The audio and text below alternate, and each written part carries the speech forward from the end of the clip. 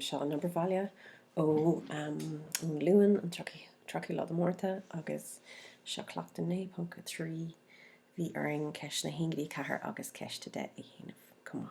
Okay, so seo bhí Ceachtadh haon déanta ag inné, so that's cearclóir.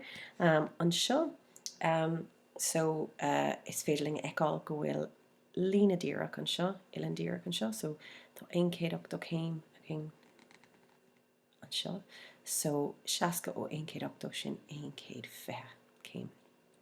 Tá me chun bogad bagáín níos tapú linneamh. Ok, de bhór gur cúthrómhrán é seo is féidirling rá go bhfuil na ilanacha ó córacha, na ilanacha atá os cóir céile, tá siad ar cóhéid, so tá sé seo 1.20 céim. Ok, agus inné I ceiste haon chunig mar de bhór gur cúthrómhrán é seo is féidirling rá gur ilanacha in bheanacha iad seo. So Simeon D agus C sús chuig 1.8, so cílíonn sé sin go bhfuil caithfidh go bhfuil C cotharm le 60 céim.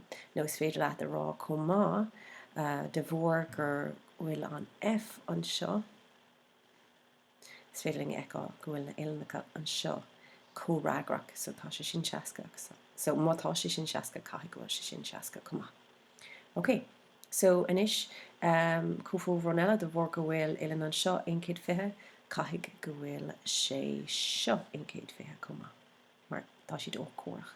Arís is ilanacha in bheanacha iad seo, no I agus 1.20, so Simeon siad sús chuig 1.8, so tá sé sin cotharm le 60.